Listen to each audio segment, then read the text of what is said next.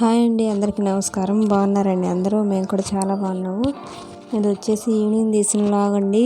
కోళ్ళు అయితే ఇంక అన్నీ ఇంట్లోకి వస్తున్నాయండి. ఇంక వీటన్నిటిని కిందకు దోలి బియ్యం అయితే తీసుకొచ్చి వేస్తున్నాను.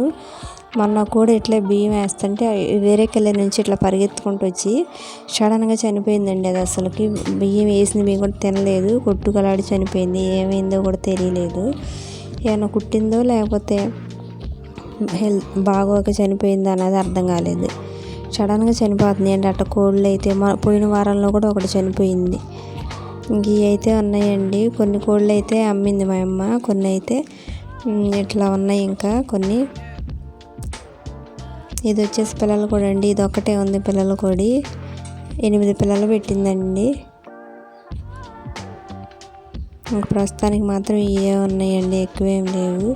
ఇంకా జాజి పూలు అయితే కాస్తున్నాయండి. ఈ పైకి వచ్చిన కొమ్మలన్నీ కట్ చేస్తే మళ్ళీ పూలు వస్తాయి అంటున్నారు. ఈ మొత్తం కట్ చేయాలండి పూలు అయితే.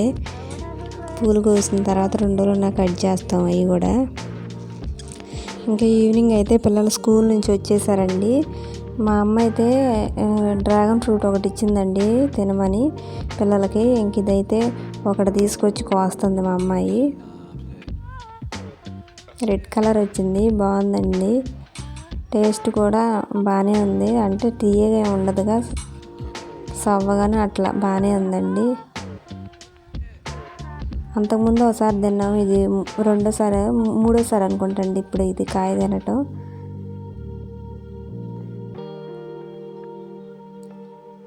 నాకు కూడా పెడుతుంది మా అమ్మాయి. ఇంకా నేను మా అమ్మాయి చెరొక మొక్క తిని మా అబ్బాయికి కూడా ఇచ్చాము కొద్దిగా.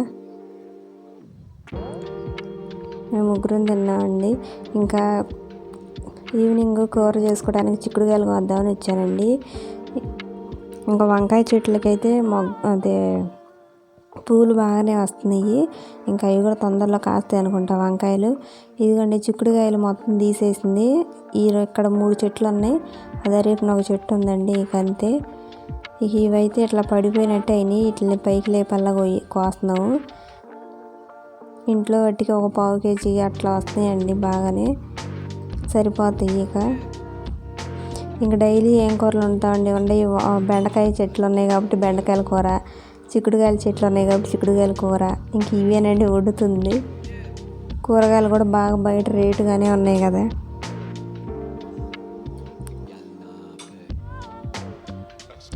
ఇంకా మా అమ్మాయి కూడా వచ్చి అయితే కోస్తుంది.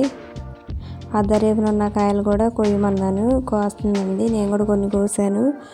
ఇంకైతే కీరదోసకాయ మళ్ళీ ఇంకోటి వచ్చిందండి. ఇవి కూర వండలేదు, కూర వండి చూస్తాను ఈసారి. దోసకాయ కూర లాగే ఉండిద్దంట, బాగానే ఉంటుంది అంటున్నారు కదా. ఇంకా కూర అయితే వండుతానండి. అద్దరేపున అయితే చిక్కుడుకాయల చెట్లు 2 ఉన్నాయి కదా. మా అమ్మాయి అయితే కోయడానికి వెళ్ళింది. ఇంకా కోళ్ళన్నీ అయితే ఇదిగోండి ఇటు తిరుగుతున్నాయి బాగా.